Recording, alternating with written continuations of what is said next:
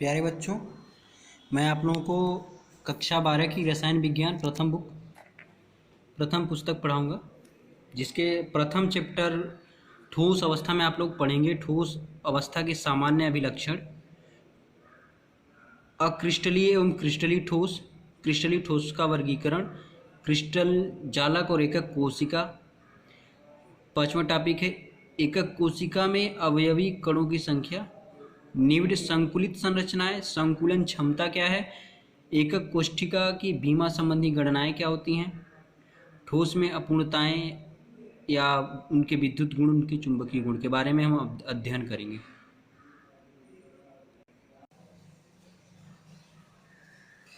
प्यारे बच्चों, जैसा कि मैंने आपको पिछली कक्षा में फर्स्ट ईयर में आप लोगों ने पढ़ा होगा कि ठोस अवस्था, द्रव अवस्था, गैस अवस्था, पदार्थ के 3 गुण होते हैं।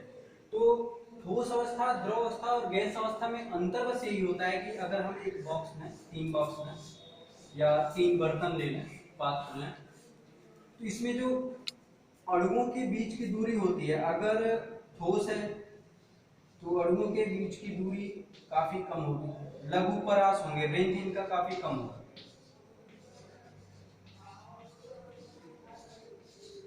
ये बताया गया होगा आपको 11 की कक्षाओं में ठोस के बारे में। द्रव में क्या होगा, उसके अणु काफी दूर दूर होंगे, तो वो द्रव की अवस्था में होगा। गैस में उसके अणु बहुत ही दूर होंगे, जो आपस में एक दूसरे के संपर्क में होंगे ही। तो अब यहाँ पे ठोस में काफी डेंस, घने में है, एक दूसरे के साथ लगे हुए हैं, सटे हुए हैं, एक दूसरे के फोर्स बलों के द्वारा आपस में गुथे हुए हैं, बंधे हुए हैं। तो ये हमारा ठोस है, ठोस संरचना बनाते हैं। इनका आकार और आयतन दोनों निश्चित हो जाता है। द्रव अवस्था में इनका आकार निश्चित नहीं होता है, इसे आप किसी भी बर्तन में रखेंगे, ये उसी बर्तन का आकार ले लेंगे, लेकिन आयतन इनकी निश्चित होगी, क्योंकि इसकी अणुओं की संख्या और इनके आपस में बंधे होने के कारण इनका आकार, आयतन निश्चित होगा लेकिन आकार निश्चित नहीं होगा।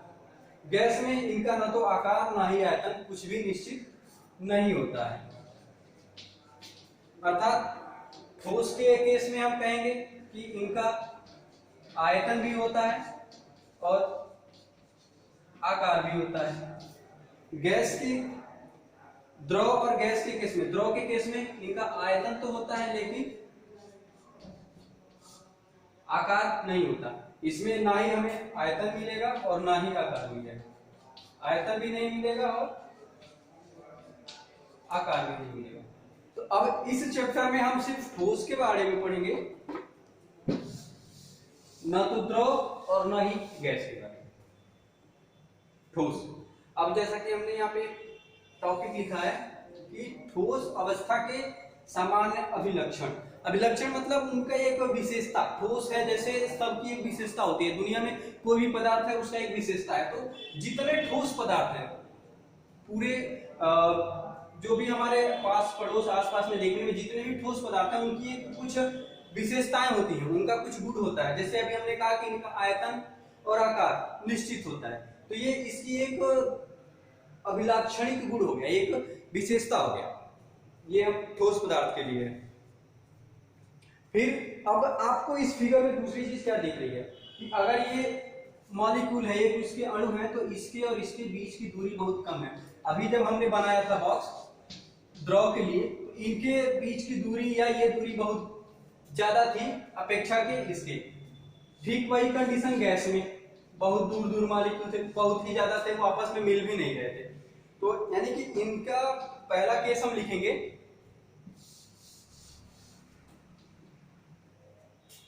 पहला केस लिखेंगे कि इनका आकार और आयतन निश्चित होता है। ये पहला अभिलाक्षणिक गुण हो गया।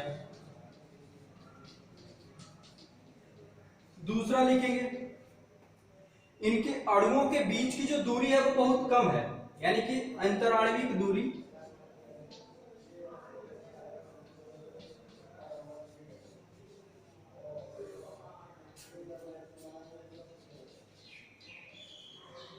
कम होती है अपेक्षा द्रव एवं गैस के।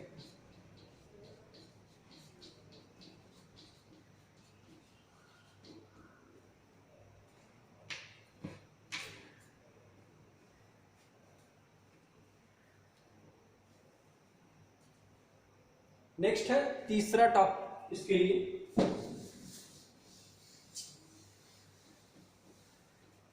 कि ये जो इन तीसरे में हम लिखेंगे इसका कि ये जो ठोस के अणु होते हैं ये असंपीड्य होते हैं।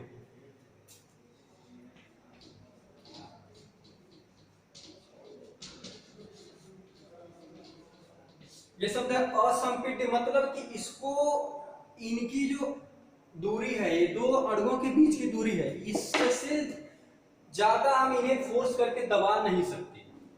मतलब कि अगर दो अणु के बीच की दूरी, जो कोई भी ठोस है, अगर ये मिनिमम पे है, ऑलरेडी पहले से वो अपने पास एकदम सटे हुए हैं, मिनिमम डिस्टेंस पे है, तो अगर कोई भी ठोस है उसके अणुओं के बीच की दूरी से कम दूरी पे हम उसे प्रेशराइज या दबा के नहीं रख सकते। यानी कि ठोस जो होते हैं वो असंपीड्य होते हैं, इनका आकार आयतन निश्चित होता है, इनके अंतराणविक दूरी कम होती है अपेक्षा द्रव और गैस के।